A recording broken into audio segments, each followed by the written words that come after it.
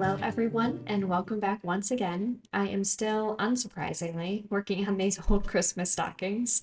I was able to get 33 inches woven for my second stocking, and I have just totally finished my first stocking. I've sketched out some rough ideas for what I wanted from these stockings, and I looked at the essential patterns for sewing something like this. I decided to make them with the woven fabric on the outside and the lining on the inside so as to not risk the woven fabric getting ripped or pulled by any stray toys stuffed inside.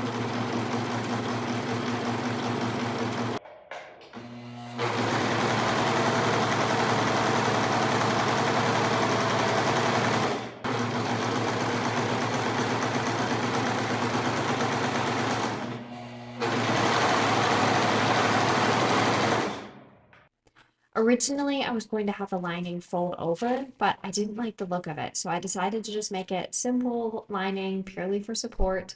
So I cut out 4 mirrored pattern pieces, 2 on the woven and 2 of the lining.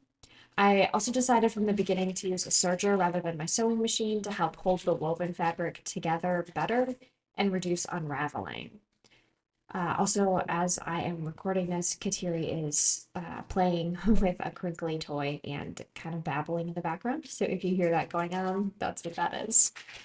Once I had the 4 stocking pieces cut out, I serged the tops together, then pinned all around, lined the pieces up, and serged all the way around inside out. This was the simplest way I could see to sew it, but it did come out with some unexpected difficulties.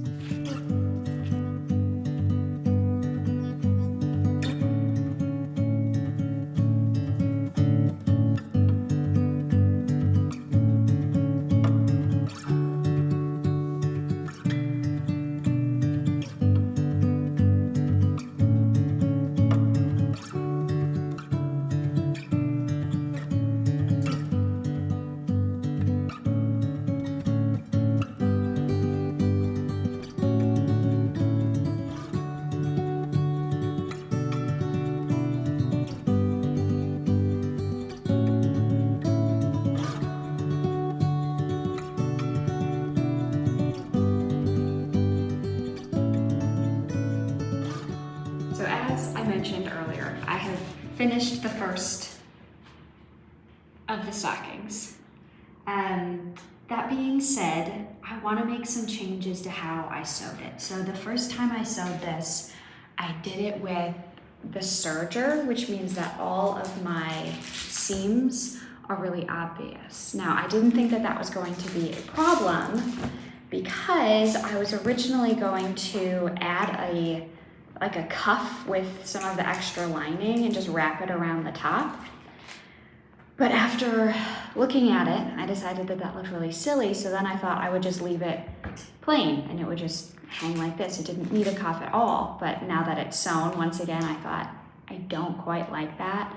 So what I want to do is I want to be able to, like a traditional stocking, just actually fold it down and have it be something along the lines of this. But I have these raw seams that I used white thread to sew, so they're very obvious. So now I need to come up with a way to cover these seams that looks professional so that we can hang the stockings and have them look nice. I also want to attach a loop to the corner so that I can actually hang it conveniently. So originally my thought was I would get like a nice red ribbon and just sew it over the seam. I think that might look a little silly. So I did what I always do, and I went to the quilter's side of YouTube. I feel like quilters always have such good ideas. I aspire to be a quilter. But what I'm going to do is I am going to use a bias maker and make a little stretch of fabric, probably an inch.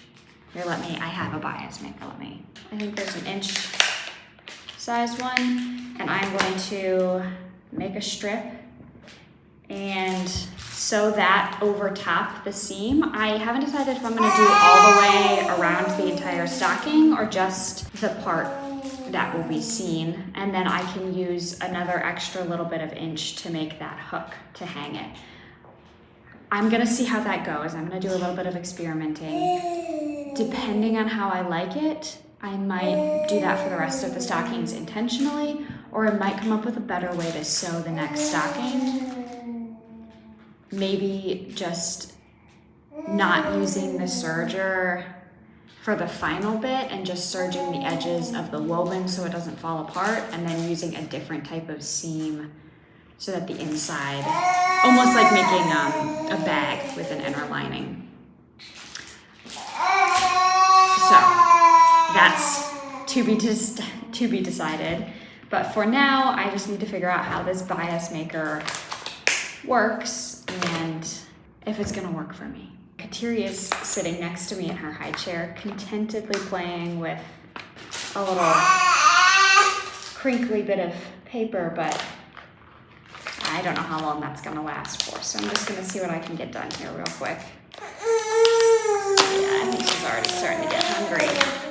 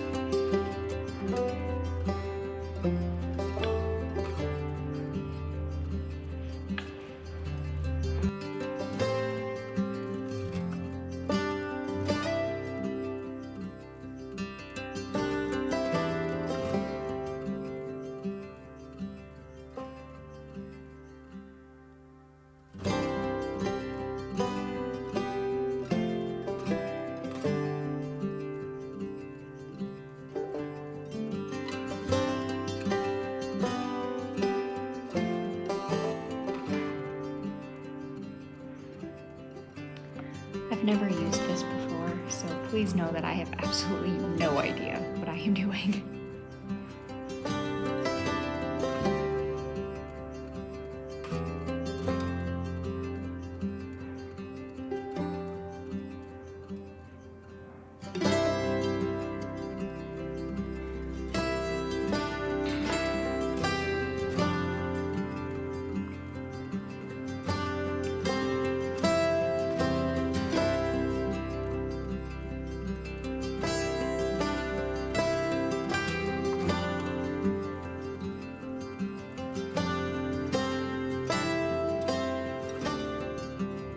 Once again, I got halfway through a project without thinking it all the way through, and now I have to recalculate how I'm doing things.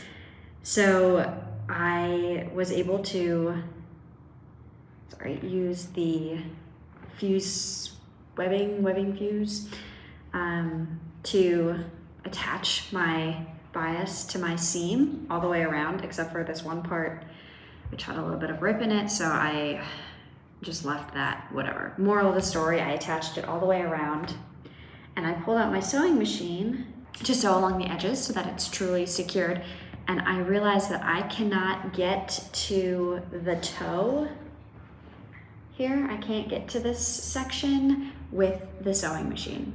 It physically doesn't fit in my sewing machine, and also laying flat. So I am going to have to hand stitch it.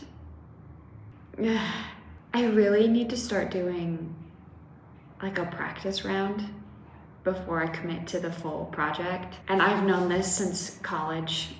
Every time I made a project, someone always said, why don't you do a practice just to see how it works? And I never did, and I so many times regretted it. So this is me regretting that. I am going to hand sew around. It will turn out lovely. It's just gonna take a lot more work than I expected. And I am going to do a lot more research because I don't think I'm going to sew my next stocking like this. I think that perhaps this was silly, but I am not sure because it's such an awkward shape. I'm just not sure how else I'm going to do it. I'm sure there's a way. People have sewn stockings with linings before. I'm sure there's a way. I just need to figure it out. So anyway, I'm gonna get to hand stitching and I'll be doing that for the next 10 years.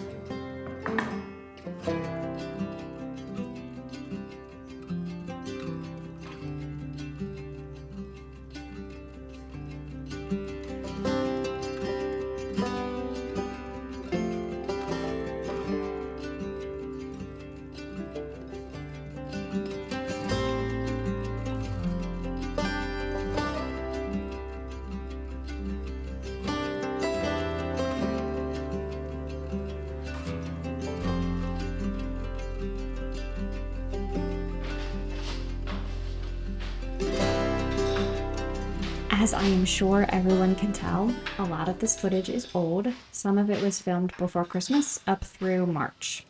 And now it's taken me over a month to get everything edited. I have been practicing spending more time in real time and less focusing on any form of social media, mine or anyone else's. I'm still not sure what this balance is going to look like, especially as my family grows and my children become more rambunctious and less prone to long, consistent naps. When I was a kid and people asked me what I wanted to be when I grew up, I always had some answer, ever changing. And I think that's because as an artist, I dream and imagine constantly, but deciding the one thing I want to commit to is really hard. I want to try all the crafts I can, but then I'm inconsistent in which ones are finished. As a hobby, it's not such a big deal. I think constantly exploring is really a healthy trait. I do find, however, the caveat is I'm always trying to do everything and do it all well. As it turns out, that's utterly unrealistic. I'm sure many of you could have told me that from the start. I probably could have said it. I just struggle to remember and live with this in mind. I guess what I'm saying is I was not born for hustle culture, and my productivity often looks unproductive. Now more than ever, with young kids who basically erase all the work I've done immediately after I finish it. So, things I have done in the past few months that I have very much enjoyed. I crocheted a tank top, made amazing bagels for the first time, learned how to rehydrate Play Doh that had been left out overnight. I've read a few books and rearranged all of the storage in our house. I have been less successful in keeping up with my bullet journal, filming and editing these videos, and honestly, I haven't touched my loom in a month. I have a slew of projects in the back of my mind that can all wait until another day. In the meantime, it is finally sunny out here, and I don't want to waste what time I have to enjoy it.